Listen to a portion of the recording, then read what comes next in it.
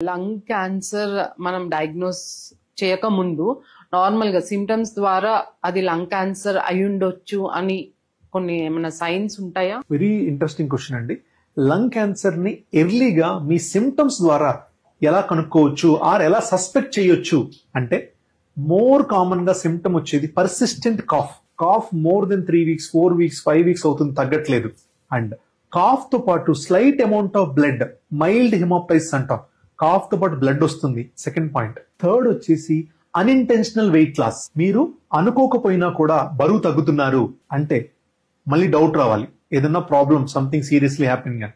Skin మీద గానీ బాడీలో ఎక్కడైనా గానీ స్వెల్లింగ్ గానీ or black colour marks, big black colour marks ఏమన్నా వస్తున్నా గానీ అది కూడా సస్పెక్ట్ అవ్వాలి, ఏదన్నా లంగ్ క్యాన్సర్ ఎర్లీగా ఉండొచ్చా అని. సో ఈ 4-5 సైన్స్ కనుక ఉంటే మీరు లంగ్ క్యాన్సర్ వచ్చే అవకాశం ఉందని సస్పెక్ట్ చేయాలి. అంటే మీకు లంగ్ క్యాన్సర్ ఉందని 100% కాదు ఇవి ఉంటే, కానీ అయి ఉండే అవకాశం ఎక్కువ. ఈ 4 సిమ్టమ్స్ ఉంటాయి. ఏమేంటి మళ్ళీ రిపీట్ చేస్తున్నాను. పర్సిస్టెంట్ కాఫ్ తో పాటు స్లైట్ గా బ్లడ్ పట్టు, హిమోప్టైసిస్ అంటాం. థర్డ్ వచ్చేసి అన్ఇంటెన్షనల్ వెయిట్ లాస్, మీకు తెలియకుండా బరువు తగ్గుతున్నారు, అనుకోకుండా బరువు తగ్గుతున్నారు.